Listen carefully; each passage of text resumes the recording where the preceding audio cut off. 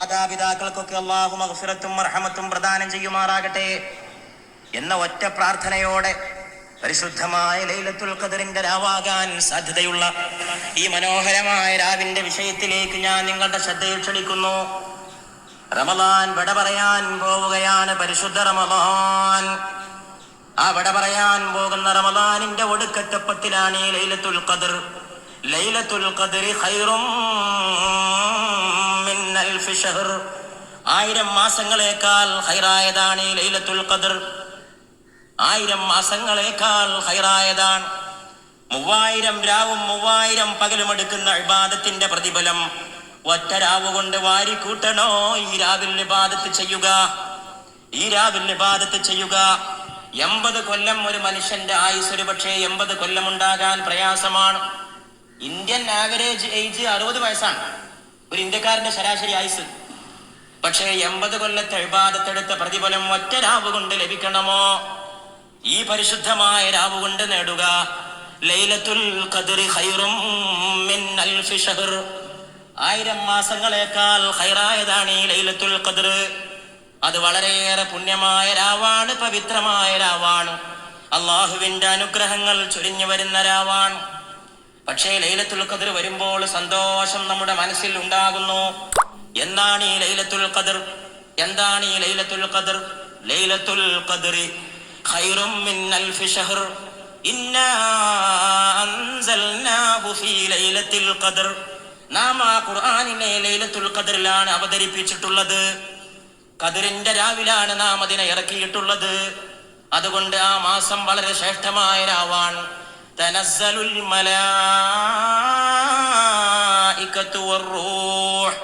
അന്ന് റൂഹും മലക്കുകളും ഇറങ്ങി വരും. റൂഹ് എന്ന് പറഞ്ഞാൽ മറ്റാരുമല്ല, ആമിന ബീവിയുടെ മുത്തുമോന്റെ നെറ്റിത്തടത്തിൽ വിയർപ്പ് തുള്ളികൾ സൃഷ്ടിച്ച റൂഹുൽ അമീൻ മലക്ക് ജിബ്രീൽ അലൈഹിസ്സലാം. ആ ജിബ്രീൽ ഇറങ്ങി വരുന്ന രാവാണ് ലൈലത്തുൽ ഖദ്ർ. അത് ഇന്ന് രാവിൽ കോട്ടക്കൽ കുറ്റിപ്പുറത്തെ ചെനക്കലെ പാറപ്പുറത്തിറങ്ങുമോ? ജിബ്രീലിന്റെ ചിറകടി കൊണ്ട് എന്റെ സഹോദരങ്ങളെ നിങ്ങളുടെ കൽബുകൾ തഖ്വയുടെ പൂക്കളെ വിരിയിച്ചെടുക്കുമോ? അള്ളാഹുവിനെ മാത്രം അറിയുന്ന അജ്ഞാതമായ നിഗൂഢതകളാണ്. ആർക്ക് പറയാൻ കഴിയും അങ്ങനെ സംഭവിക്കുമോ എന്ന്? റബ്ബിന്റെ അനുഗ്രഹം ജിബ്രീലിന്റെ ചിറകേറി വരുന്ന രാവാണ് ലൈലത്തുൽ ഖദ്ർ എന്ന് പറയുന്ന ഈ രാവ്. പരിശുദ്ധ റമളാനിന്റെ വിട പറയാൻ പോകുന്ന ഈ മനോഹരമായ രാവ്, ഒടുക്കത്തെ 10 നിങ്ങൾ അതിനെ തിരയുക എന്നാണ് മുത്ത് നമ്മോട് പറഞ്ഞിട്ടുള്ളത്. ഇത് ഇന്ന രാത്രിയാണെന്ന് പറഞ്ഞിട്ടില്ല. 27 രാവ് എന്ന് കണിശായിട്ടൊന്നും പറയാൻ കഴിയില്ല. അതൊക്കെ കൗമുണ്ടാക്കിയതാണ്. ചില ഉലമാക്കന്മാരൊക്കെ അങ്ങനെ അഭിപ്രായം പറഞ്ഞിട്ടുണ്ട്. 27 രാവ് ആകാൻ സാധ്യതയുണ്ടെന്ന്, അത്രേ ഉള്ളൂ. 27 രാവ് തന്നെയാണ് ലൈലത്തുൽ ഖദ്ർ എന്ന് ഉറപ്പിച്ച് പറയാൻ ഒരു തെളിവും ദീനില്ല, ഖുർആനിലില്ല, ഹദീസിലില്ല. നമ്മുടെ മദ്ഹബിന്റെ ഇമാമായ ഷാഫി ഇമാമിന്റെ അഭിപ്രായത്തിൽ 21 രാവോ 23 രാവോ ആണ്. ആലോചിച്ച് നോക്കണം. ആ ഷാഫി ഇമാമിന്റെ മദ്ഹബിലാണ് നമ്മൾ. പക്ഷേ വേറെ കുറെ ഇമാമിയങ്ങളുടെ അഭിപ്രായത്തിൽ 27 രാവിന് കൂടുതൽ സാധ്യതയുണ്ടെന്ന് മാത്രം. ഇതെന്തിനാ രാത്രി അങ്ങനെ വ്യക്തമാക്കാതെ വെച്ചത്? അത് തന്നെ ഒരു രഹസ്യമാണ്. അത് വ്യക്തമായാൽ അന്ന് മനുഷ്യന്മാരെ ഇബാദത്തെടുത്തിട്ട് അതിന്റെ കൂലി ഒന്നിച്ചു കൊണ്ടുപോകും. വ്യക്തമാകാതിരുന്നാലോ ഏത് രാവും ആ രാവാകാൻ സാധ്യതയുണ്ട് എന്ന് മനസ്സിലാക്കിയിട്ട് കൂടുതൽ ഇബാദത്തിലേക്ക് ഇറങ്ങി വരും. ഏത് രാവും ലൈലത്തുൽ ഖദ്ർ ഇന്ന ദിവസമാണെന്ന് എനിക്ക് ബോധ്യപ്പെട്ടാൽ ഞാൻ എന്താണ് ചെയ്യേണ്ടത് എന്നൊരു ഭാര്യ ഭർത്താവിനോട് ചോദിച്ചു. ഭാര്യ സാധാരണ ഭാര്യയല്ല, ആയിഷ ബീവിയാണ്. സിദ്ദീഖിന്റെ ഓമന മകളായ സയ്യിദത്തുന ആയിഷത്തു സിദ്ദീഖ റളിയല്ലാഹു തആല അൻഹ. ഭർത്താവ് അല്ലാഹുവിന്റെ റസൂലാണ്. ചന്ദ്രഗോളങ്ങൾ ചുറ്റിക്കറങ്ങി വന്ന ഭർത്താവിന്റെ കൂടെ കിടന്ന ആയിഷ ബീവിയെ നിങ്ങൾ എത്ര ഭാഗ്യവതിയാണ്. ആയിഷ ബീവി ചോദിക്കുന്നു, എനിക്ക് ലൈലത്തുൽ ഖദ്ർ ഇന്ന രാവാണെന്ന് ബോധ്യപ്പെട്ടാൽ ഞാൻ എന്താണ് ചെയ്യേണ്ടത്? അല്ലാഹുവിന്റെ റസൂലേ, എന്റെ ഭർത്താവേ എന്നല്ല, എന്റെ കൂടെ കിടക്കുന്ന പുതുമാരനെ എന്നല്ല, എന്റെ തവകാന്തനെ എന്നല്ല, എന്റെ ജീവന്റെ സ്വപ്നമേ എന്നല്ല, എന്റെ സാക്ഷാത്കാരമേ എന്നല്ല, എന്റെ കൂടെ നിദ്ര കൊള്ളുന്ന ഭർത്താവേ എന്നല്ല, അല്ലാഹുവിന്റെ റസൂലേ, ഞാൻ എന്ത് ചെയ്യണം? എനിക്കത് ബോധ്യപ്പെട്ടാൽ ഉടൻ തന്നെ പത്നിയെ വിളിച്ചുകൊണ്ട് മുത്തുമണി പറയുന്നു, എന്റെ പ്രിയപ്പെട്ട ആയിഷ, നീ അങ്ങ് ചൊല്ലണം, അല്ലാഹുമ്മ ഇന്നക അഫുവ്വുൻ തുഹിബ്ബുൽ അഫ്വ ഫഅഫു അന്നീ. അല്ലാഹുവേ നീ മാപ്പ് ചെയ്തു കൊടുക്കുന്നവനാണ്, നിനക്ക് മാപ്പ് ചെയ്തു കൊടുക്കൽ ഇഷ്ടമുള്ള കാര്യമാണ്, അതുകൊണ്ട് നീ എനിക്ക് മാപ്പ് നൽകണമേ എന്ന് ആയിഷ നീ പ്രാർത്ഥിക്കണമേ എൻ്റെ ആയിഷ എന്ന് റൂഹുൽ അമീനായ ജിബ്രീലിന്റെ വഹി ഏറ്റുവാങ്ങിയ മുഹമ്മദ് മുസ്തഫ സല്ലല്ലാഹു അലൈഹി വആലിഹി വഅസ്ഹാബിഹി വസല്ലം തന്റെ പ്രിയപ്പെട്ട പത്നിയെ ഉപദേശിക്കുകയാണ്. ലൈലത്തുൽ ഖദ്ർ ഭാര്യക്ക് പോലും പറഞ്ഞു കൊടുത്തില്ല, സ്വകാര്യമായിട്ടെങ്കിലും അത് ഇന്ന രാത്രിയാവും. ഒരു ദിവസം അള്ളാഹുവിന്റെ റസൂല് പറഞ്ഞു, എനിക്കത് ഇന്ന രാത്രിയാന്ന് മനസ്സിലായി, ഇന്ന രാത്രിയാണ് ലൈലത്തുൽ ഖദ്ർ എന്ന് എനിക്ക് അള്ളാഹു അറിയിച്ചു തന്നു. ഞാനത് നിങ്ങൾക്ക് പറഞ്ഞു തരാൻ വേണ്ടി വരികയായിരുന്നു. പെട്ടെന്ന് രണ്ടാള് തമ്മിൽ ശണ്ട കൂടുന്നത് ഞാൻ കണ്ടു. ശണ്ട കൂടുന്നത് കണ്ടപാടെ എന്റെ മനസ്സിൽ നിന്ന് അത് ഇന്ന രാത്രിയാണെന്ന വിജ്ഞാനം അള്ളാഹു ആകാശത്തിലേക്ക് ഉയർത്തിക്കളഞ്ഞു. മറന്നുപോയി. ഇന്ന രാത്രിയാണെന്ന് ആദ്യം അറിയിച്ചു തന്നു. രണ്ടാളും വരെ തിരക്കുകളുണ്ടപ്പോ ആ വിജ്ഞാനം അള്ളാഹുവിനെ കൊണ്ടുപോയി. അതൊരു പക്ഷേ നിങ്ങൾക്ക് ഖൈറിനായിരിക്കുമെന്ന് മുഹമ്മദുർ റസൂലുള്ളാഹി സ്വല്ലല്ലാഹു അലൈഹി വആലിഹി വഅസ്ഹാബിഹി വസല്ലം. ലൈലത്തുൽ ഖദ്റിനെ പറ്റി ഒരുപാട് ഹദീസുകളുണ്ട്. ഞാൻ പറഞ്ഞാല് ഒരു പക്ഷേ ഏതെങ്കിലുമൊക്കെ വിട്ടുപോകുമെന്ന് വിചാരിച്ചിട്ട് ഏതാനും ഹദീസുകൾ മാത്രം ഇവിടെ വായിച്ചു കേൾപ്പിക്കുന്നു. തബ്റാനി ഉദ്ധരിക്കുന്നു, ലൈലത്തുൽ ഖദ്ർ പ്രശാന്തമായ രാത്രിയിലാണ്. അല്ലാഹുവിന്റെ റസൂൽ പറയാം, രാത്രിക്കൊരു ശാന്തി ഉണ്ടാവും. ഉഷ്ണമോ ശൈത്യമോ കാറ്റോ മഴയോ ഇല്ലാത്ത രാത്രി. ചിന്തിക്കണം, ഞാൻ വ്യാഖ്യാനിക്കുന്നില്ല, നിങ്ങളൊക്കെ ബുദ്ധിയുള്ളവരാണ്. അന്ന് നക്ഷത്രങ്ങൾ എറിയപ്പെടുകയില്ല, ഉദയസൂര്യൻ രശ്മികളില്ലാതെ ഉദയം ചെയ്യുന്നത് ലൈലത്തുൽ ഖദ്റിന്റെ ലക്ഷണങ്ങളിൽ പെടുന്നതാണ്. നാളെ രാവിലെ സൂര്യോദയം പോയി നോക്കണം ബുദ്ധിയുള്ളവര്. തബറാനി രേഖപ്പെടുത്തിയ ഹദീസാണ്. വേറെ ഒരു ഹദീസിൽ സഹീഹ് ബുഖാരിയിൽ പറയുന്നു, അല്ലാഹുവിന്റെ റസൂൽ ലൈലത്തുൽ ഖദ്ർ റമദാൻ 27-നോ 29-നോ ആണ്. അത് വേറെ ഹദീസിൽ വേറെയും കാണും. വേറെ ഒരു ഹദീസിൽ ഇബ്നു മാജാ റഹ്മത്തുള്ളാഹി അലൈഹി റിപ്പോർട്ട് ചെയ്യുന്നു, ലൈലത്തുൽ ഖദ്ർ നഷ്ടപ്പെടുന്നത് നിർഭാഗ്യവാന്മാർക്കാണ്, നഷ്ടപ്പെടുന്നവർക്ക് സകലതും നഷ്ടപ്പെടും. വേറെ ഒരു ഹദീസ് സഹീഹ് ബുഖാരി തന്നെ ഉദ്ധരിക്കുന്നു, നിങ്ങൾ അതിനെ റമദാൻ അവസാന 10-ലെ 9 ബാക്കിയുള്ളപ്പോൾ, 7 ബാക്കിയുള്ളപ്പോൾ, 5 ബാക്കിയുള്ളപ്പോൾ തിരയുക. പിടുത്തം കൊടുക്കാത്ത ഹദീസ്. 9 ബാക്കിയുള്ളപ്പോൾ, 70 ബാക്കിയുള്ളപ്പോൾ, 5 ബാക്കിയുള്ളപ്പോൾ തിരയുക. വേറെ ഒരു ഹദീസ് സഹീഹ് ബുഖാരി, വല്ലവനും ലൈലത്തുൽ ഖദ്റിനെ കണ്ടെത്തണമെങ്കിൽ റമദാനിലെ ഒടുവിലത്തെ 10-ൽ അതിനെ അന്വേഷിക്കണം. വേറെ ഒരു ഹദീസ് വീണ്ടും ബുഖാരി, റമദാൻ അവസാന 10-ലെ ഒറ്റയിട്ട രാവുകളിൽ ലൈലത്തുൽ ഖദ്റിനെ പ്രതീക്ഷിക്കുക. വേറെ ഹദീസ് അഹ്മദ് ഉദ്ധരിക്കുന്നു റഹ്മത്തുള്ളാഹി അലൈഹി, ലൈലത്തുൽ ഖദ്റിനെ നിങ്ങൾ റമദാനിലെ ഒടുവിലെ 10-ൽ, അതായത് 25-നും 27-ലും 29-ലും അന്വേഷിക്കുക.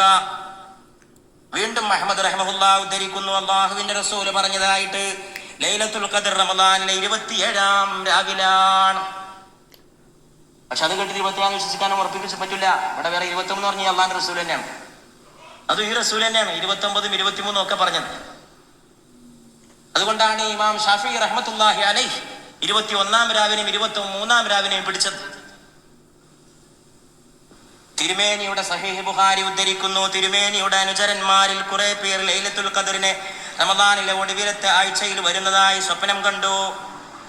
നബി സല്ലല്ലാഹു അലൈഹി വസല്ലം പറഞ്ഞു, നിങ്ങളുടെ എല്ലാം സ്വപ്നങ്ങൾ അവസാനത്തെ 7 ദിവസങ്ങളിൽ ഒത്തുവരുന്നതായിട്ടാണ് കാണുന്നത്. അതുകൊണ്ട് ആരെങ്കിലും ലൈലത്തുൽ ഖദ്റിനെ അന്വേഷിക്കുന്നുണ്ടെങ്കിൽ ഒടുവിലത്തെ ആഴ്ചയിൽ അവൻ അതിനെ കാത്തിരിക്കട്ടെ. സഹീഹ് ബുഖാരി. വേറെ ഒന്ന് വീണ്ടും തബ്റാനി ഉദ്ധരിക്കുന്നു, ലൈലത്തുൽ ഖദ്ർ നിങ്ങൾ തേടിപ്പിടിക്കുക. റമദാനിലെ 21, 23, 25, 27, 29 എന്നീ ദിനങ്ങളിലെ ഒരു രാത്രിയിലാണിത്. അള്ളാഹുവിൽ വിശ്വസിച്ചും അവനിൽ നിന്നുള്ള പ്രതിഫലം ആശിച്ചും ആര് ആ രാത്രി നമസ്കരിച്ചുവോ അവന്റെ മുഴുവൻ പാപങ്ങളും മുൻ പാപങ്ങളും പൊറുക്കപ്പെടും. തബ്റാനി. വീണ്ടും സഹീഹ് ബുഖാരിയിൽ അല്ലാഹുവിന്റെ റസൂൽ പറയുന്നതായിട്ട് ഇമാം ബുഖാരി റഹ്മഹുല്ലാഹ് ഉദ്ധരിക്കുന്നു, ഞങ്ങൾക്ക് ലൈലത്തുൽ ഖദ്റിനെ വിശദീകരിച്ചു തരാൻ നബി സല്ലല്ലാഹു അലൈഹി വസല്ലം പുറപ്പെട്ടു. വഴിയിൽ വെച്ച് മുസ്ലിംകളിൽപ്പെട്ട 2 പേർ തമ്മിൽ ശണ്ട കൂടി. അപ്പോൾ നബി സല്ലല്ലാഹു അലൈഹി വസല്ലം പറഞ്ഞു, നിങ്ങൾക്ക് ലൈലത്തുൽ ഖദ്റിനെ പറഞ്ഞു തരാനാണ് ഞാൻ വന്നിരുന്നത്. 2 പേര് ശണ്ട കൂടിയപ്പോൾ എന്റെ അറിവ് ഉയർത്തപ്പെട്ടു. അത് നിങ്ങൾക്ക് ഗുണകരമായേക്കാം. നിങ്ങൾ അതിനെ 9-ലും 7-ലും 5-ലും അന്വേഷിക്കുക. സഹീഹ് ബുഖാരി. റമദാനിലെ അവസാന 10-ലെ ഒറ്റയായ രാവുകളിൽ വരുന്ന ലൈലത്തുൽ ഖദ്റാണ് ഇവിടെ ഉദ്ദേശമെന്ന് പരിശുദ്ധമായ ലൈലത്തുൽ ഖദ്റിനെ കുറിച്ചിറങ്ങിയ ആയത്തിനെ ഉദ്ദേശിച്ചുകൊണ്ട് ബൈളാവി റഹ്മഹുല്ലാഹ് പറയുന്നു, മുവത്തയിൽ ഇമാം മാലിക് റഹിമഹുല്ലാഹ് ഉദ്ധരിക്കുന്നു, അബ്ദുല്ലാഹി ഇബ്നു അനീസുൽ ജഹ്നീർ റിപ്പോർട്ടിൽ നബി സല്ലല്ലാഹു അലൈഹി വസല്ലമയോട് അവർ പറഞ്ഞു, തിരുദൂതരെ, എന്റെ വീട് വളരെ അകലെയാണ്, അതിനാൽ ആ ഖുർആൻ അവതരിച്ച രാവ് എനിക്കൊന്ന് അറിയിച്ചു തരുമോ? മുപ്പരിത്തിരി വളവ് കാണിച്ചതാണ്. സഹാബാക്കളുടെയുള്ള സമർത്ഥന്മാര് പേരെ കുറച്ച് ദൂരെയാണ്, അതുകൊണ്ട് എനിക്കൊന്ന് പറഞ്ഞാൽ സ്വകാര്യമായിട്ട് എനിക്ക് എപ്പോഴും വരാൻ പറ്റൂല പള്ളിയിലേക്കൊക്കെ, അതുകൊണ്ട് അങ്ങനെ നിനക്കൊന്ന് പറഞ്ഞെന്ന ഒരു ഒറ്റ സൗകര്യമായിരുന്നു പറഞ്ഞു. 10 ഉറുപ്പ്യ ഉണ്ടാക്കുന്ന മത്സരത്തിലായിരുന്നില്ല അവര്, ആഖിറത്തിൽ എന്തെങ്കിലും നേടാൻ കഴിയുമെന്നുള്ള മത്സരത്തിലായിരുന്നു. അതിനാൽ അവ അവതരിച്ച രാവ് എനിക്കൊന്ന് അറിയിച്ചു തരുമോ? അപ്പോൾ തിരുമേനി അരുളി, റമദാൻ 23-നാണ് അത് അവതരിച്ചത്. നോക്കണം, 27 ഉറപ്പിച്ച് പറഞ്ഞതായിട്ട് ഹദീസിൽ കാണുന്നു. അതേ അള്ളാന്റെ റസൂലാ പറഞ്ഞത് 23-നാണ് അത് അവതരിച്ചത്. ആകെ കൂടി ഇങ്ങനെ വട്ടം കറക്കണ ഡേറ്റാ ലൈലത്തുൽ ഖദറിന്റെ ഡേറ്റ്. അത് അങ്ങനെ തന്നെ വേണം. എന്തിനാ അങ്ങനെ വെച്ചത്? നമുക്ക് ഇബാദത്ത് ചെയ്യാനാണ്, അല്ലാതെ കൽത്തപ്പം ചുട്ട് തിന്നാനല്ല. എന്തൊക്കെയാണ് ഈ കൗമ ഉണ്ടാക്കി വെച്ചത് ദീനില്? അതിനല്ലേ എല്ലാരും പ്രോത്സാഹനം കൊടുക്കുന്നത്. കൽത്തപ്പം ചുട്ടിട്ട് നിങ്ങൾ ലൈലത്തുൽ ഖദറാകാൻ സാധ്യതയുള്ള രാവിലോ പകലിലോ തിന്നണമെന്ന് അള്ളാഹ് പറഞ്ഞിട്ടുണ്ടോ? റസൂല് പറഞ്ഞിട്ടുണ്ടോ? ഒരു ഇമാമ് പറഞ്ഞിട്ടുണ്ടോ? ഒരു ആലിം പറഞ്ഞിട്ടുണ്ടോ? നാട്ടുകാരുണ്ടാക്കി എന്നല്ലാതെ. അന്നും റസൂലും പറഞ്ഞത് വേറെയാണ്. അത് നിസ്കാരം, ഖുർആന്, എഴുത്തിക്കാഫ്, ഇബാദത്തൊക്കെയാണ്. കലത്തപ്പം അത് വലിയ വലുപ്പത്തില് ചക്കരി തന്നെ ഉള്ളി ചേർത്തിട്ട് നോമ്പ് വെച്ചാല് ഡീം അല്ലെ, കദീനക്കുറ്റി പോലെ കഴുത്ത് വരെ ഉറപ്പിച്ച് അവിടെ നിർത്തുക. ലൈലത്തുൽ ഖദർ ആയല്ലോ, രാവിലെ റെഡിയായി പോയി. ഇതൊക്കെ പ്രിയപ്പെട്ടവരെ നമ്മൾ ശ്രദ്ധിക്കണം. അള്ളാഹു റസൂലും പറഞ്ഞത് കേട്ടാൽ മതി. നാട്ടിലെ കൗമുണ്ടാക്കി വെച്ച ദുരാചാരങ്ങളിൽ ചെറുപ്പക്കാരകപ്പെട്ടു പോകരുത്. ഞാൻ പറഞ്ഞത് ആരും അപ്പം ചുടണ്ട തിന്നണ്ടെന്നല്ല, അപ്പം ചുട്ടോളി തിന്നോളി, രസമുള്ള അപ്പൊക്കെ തിന്നാം. പക്ഷെ ലൈലത്തുൽ ഖദറിന്റെ ഏറ്റവും വലിയ പ്രാധാന്യം കലത്തപ്പാണ് തെറ്റിദ്ധരിക്കരുത്. അത്ര എനിക്ക് നിർബന്ധമുള്ളൂ. അതിന്റെ പ്രാധാന്യം ഇബാദത്താണ്, മനസ്സിലാക്കണം. പ്രിയപ്പെട്ട സഹോദരങ്ങളെ, ലൈലത്തുൽ ഖദർ, ഖദർ എന്ന വാക്കിന് പല അർത്ഥങ്ങളുണ്ട്. ഖദർ എന്നും ഈ വാക്ക് ഉപയോഗിക്കപ്പെടും, ഖദർ എന്നും പ്രയോഗിക്കപ്പെടും. ദാലിന് സുക്കൂനായിട്ട് ലൈലത്തുൽ ഖദർ എന്നും, ദാലിന് ഫത്ഹായിട്ട് ലൈലത്തുൽ ഖദർ എന്നും, രണ്ടും ശരിയാണ്. ഖദർ എന്ന് പറഞ്ഞാൽ കണക്കാക്കുക എന്നർത്ഥമുണ്ട്, നിർണയം എന്നർത്ഥമുണ്ട്, ഇടുക്കം എന്നർത്ഥമുണ്ട്, ബഹുമാനം എന്നർത്ഥമുണ്ട്. ലൈലത്തുൽ ഖദർ കണക്കാക്കുന്ന രാത്രി, എല്ലാം കണക്കാക്കുന്ന രാവ്. ഖുർആൻ തന്നെ പറയുന്നു, സർവ കണക്കുകളുമായിട്ട് റൂഹുൽ അമീനും മലായികത്തും ഇറങ്ങി വരുന്ന ദിവസമാണ് ആ ലൈലത്തുൽ ഖദർ, വരുന്ന രാവാണ് ആ ലൈലത്തുൽ ഖദർ, കണക്കാക്കുന്ന രാവ്. വേറെ ഒരർത്ഥം ബഹുമാനം. പരിശുദ്ധ ഖുർആൻ അല്ലാഹു ഒരു സ്ഥലത്ത് പറഞ്ഞിട്ടുണ്ട്, വമാ ഖദറുല്ലാഹ ഹഖ ഖദ്രിഹി, അല്ലാഹുവിനെ അവരെ ബഹുമാനിക്കേണ്ട പോലെ ബഹുമാനിച്ചില്ല. അവിടെ ഖദറിനർത്ഥം ബഹുമാനം എന്നാണ്. അതിങ്ങോട്ട് ഫിറ്റാക്കി നോക്കുകയാണെങ്കിൽ ലൈലത്തുൽ ഖദറിന് ബഹുമാനിക്കപ്പെട്ട രാവ് എന്നാണ് അർത്ഥം കൊടുക്കുക എന്ന് സഹീഹ് ബുഖാരിയുടെ പ്രസിദ്ധമായ വ്യാഖ്യാനം എഴുതിയ ഇമാം ഹാഫിദ് ഇബ്നു ഹജറുൽ അസ്ഖലാനി റഹ്മത്തുള്ളാഹി അലൈഹി പറയുന്നു. അവരുടെ അഭിപ്രായത്തിൽ ലൈലത്തുൽ ഖദറിന്റെ അർത്ഥം ബഹുമാനിക്കപ്പെട്ട രാവ് എന്നാണ്, കണക്കാക്കുന്ന രാവ് എന്നല്ല. പക്ഷേ ശാഫിഈ മദ്ഹബിന്റെ ഏറ്റവും വലിയ പണ്ഡിതനും ഇമാമുമായിട്ടുള്ള സയ്യിദുന ഇമാം നവവി റഹ്മഹുല്ലാഹ് പറയുന്നു, കണക്കാക്കുന്ന രാവ് എന്ന അർത്ഥമാണ് കൂടുതൽ സ്യൂട്ട്. അതൊക്കെ പണ്ഡിതന്മാർക്കിടയിലുള്ള സുന്ദരമായ അഭിപ്രായ വ്യത്യാസങ്ങളാണ്. നന്മയിലേക്കും ഹൈറിലേക്കും ഉമ്മത്തിനെ നയിക്കാൻ പോന്ന, റഹ്മത്തിലേക്ക് നയിക്കാൻ പോന്ന അഭിപ്രായ വ്യത്യാസങ്ങൾ. ഇഖ്തിലാഫു ഉലമാഇ ഉമ്മത്തി റഹ്മ, എന്റെ ഉമ്മത്തിന്റെ പണ്ഡിതന്മാരുടെ അഭിപ്രായ വ്യത്യാസം അനുഗ്രഹമാണ് എന്ന് പറഞ്ഞിട്ടുള്ള ആ അഭിപ്രായ വ്യത്യാസമാണ് ഇവിടെ നമുക്ക് കാണുവാൻ സാധിക്കുന്നത്. കുഴപ്പമുണ്ടാക്കുന്ന അഭിപ്രായ വ്യത്യാസമല്ല. കുഴപ്പമുണ്ടാക്കുന്ന അഭിപ്രായ വ്യത്യാസമൊക്കെ തീരണം എന്നാണ് നമ്മൾ ആഗ്രഹിക്കേണ്ടത്. സമുദായത്തിൽ കുഴപ്പമുണ്ടാക്കുന്ന അഭിപ്രായ വ്യത്യാസങ്ങൾ ഉണ്ടാകരുത്. ഒരു തസ്ബീഹ് മാലയിൽ കോർത്ത മുത്തുമണികളെ പോലെ നാം ഒന്നാകണം. ഹറമേ പാക് ഭി അല്ലാഹ് ഭി ഖുർആൻ ഭി ഏക്, നമ്മുടെ ഹറം ഒന്നാണ്, അല്ലാഹു ഒന്നാണ്, ഖുർആൻ ഒന്നാണ്. മൻഫഅത്ത് ഏക് ഇസ് ഖൗം കി നുഖ്സാൻ ഭി ഏക്, ഹറമേ പാക് ഭി അല്ലാഹ് ഭി ഖുർആൻ ഭി ഏക്, ഏക് ഹി സബ്കാ നബി ദീൻ ഭി ഈമാൻ ഭി ഏക്, कुछ बड़ी बात थी होते जो मुसलमान भी एक, मंफअत एक, ഈ ഉമ്മത്തിന് ഗുണമുണ്ടാക്കുന്ന കാര്യം ഒന്നാണ്, നുക്സാൻ ഭി ഏക്, ദോഷമുണ്ടാക്കുന്ന കാര്യവും ഒന്നാണ്.